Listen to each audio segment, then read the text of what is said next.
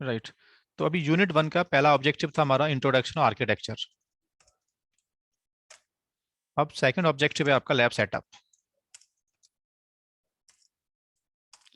इस कोर्स की प्रैक्टिस करना है मुझे सर। मुझे इसमें मास्टर नोट चाहिए, वर्कर नोट चाहिए, तो इसका एक सेटअप बनाएंगे हम लोग पहले, तब हम कोर्स की प्रैक्टिस कर पाएंगे। तो सेटअप के लिए आपको मालूम होगा एटलीस्ट कम से कम पूरा कोर्स आपको प्रैक्टिस करना है, तो 3 मशीन हमें चाहिए कम से कम, जिसमें एक मास्टर नोड हम मानेंगे और रिमेनिंग्स को क्या मानेंगे हम लोग, एक वर्कर नोड और एक वर्कर नोड 2। राइट।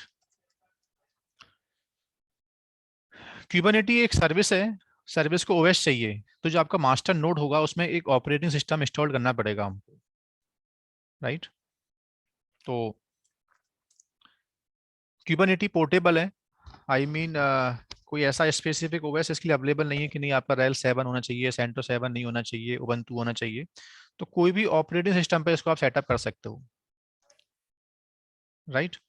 बट अभी ऐसा मान रहे हैं हम लोग कि हम लिनक्स एडमिन है सब लोग जनरली, तो अभी सेंटोस पे आप प्रैक्टिस कर सकते हो इसकी, या तो सेंटोस के ऊपर या आरएचएल के ऊपर या उबंटू के ऊपर, जो भी आपको अच्छा लगे। राइट। सेम मुझे 3 ऑपरेटिंग सिस्टम चाहिए, सेंटोस के रेडी कर लो या तो, या आरएचएल के रेडी कर लो, या उबंटू के रेडी कर लो आप लोग। क्यूबरनेटी का कंसेप्चुअल सब में सेम ही होता है, सिर्फ इंस्टॉलेशन की जो कमांडें होती हैं थोड़ी सी, एक दो कमांड का डिफरेंट होता है। जैसे उबंटू में कमांड चलता है एपीटी गेट, इतना फर्क है बस। यहाँ चलता है क्या, यम कमांड। बट क्यूबरनेटी जब हो गया इंस्टॉल, इंस्टॉल होने के बाद काम करना एक ही होता है, चाहे क्लस्टर आपका सेंटोस बेस्ड है, चाहे आपका अंडरलाइन क्लस्टर आपका उबंटू बेस्ड है। राइट। तो 3 ऑपरेटिंग सिस्टम आपको सेटअप करने पड़ेंगे, जिसमें कम से कम जो मास्टर नोड है अभी उसमें 2 GB रैम हो, एक सीपीयू हो और 10 GB हार्ड डिस्क हो।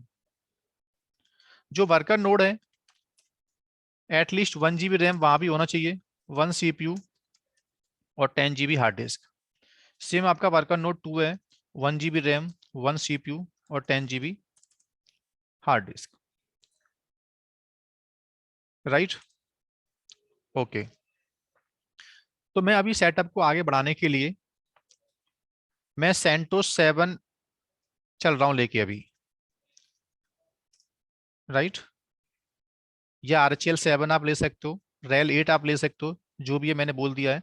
बट मैं जैसे प्रैक्टिस कर रहा हूँ अभी जनरली, तो मैं सेंटो 7 यूज कर रहा हूँ इसके अंदर। ठीक है। सेटअप कहाँ होगा, सेटअप 2 टाइप के होते हैं, या तो आप लोग 3 मशीन क्लाउड पे सेटअप कर सकते हो, क्लाउड बेस्ड,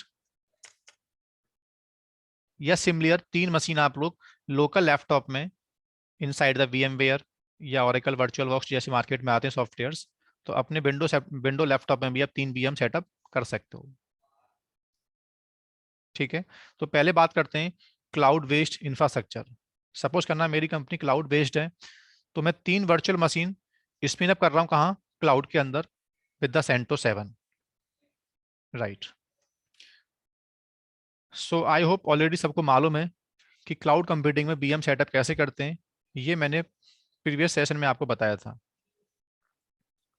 राइट। तो ये कुछ मशीन्स हैं जो मेरी पहले से क्लाउड में कॉन्फ़िगर्ड है, मैं इनको बंद कर दे रहा हूँ।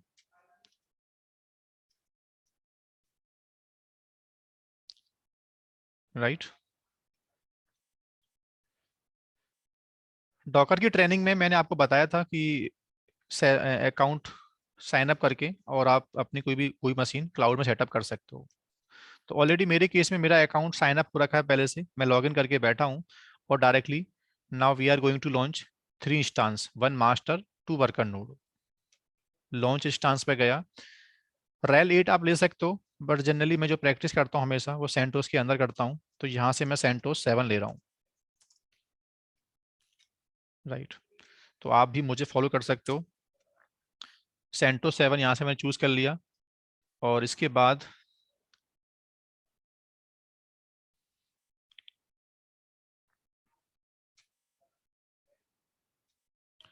इसको मैंने कंटिन्यू किया।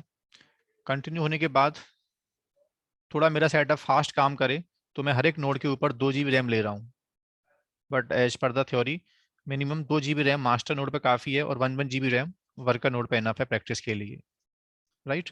बट मैं अभी थोड़ा सा फास्ट सिस्टम को चलाने के लिए 2 GB रैम और एक CPU ले रहा हूँ, राइट।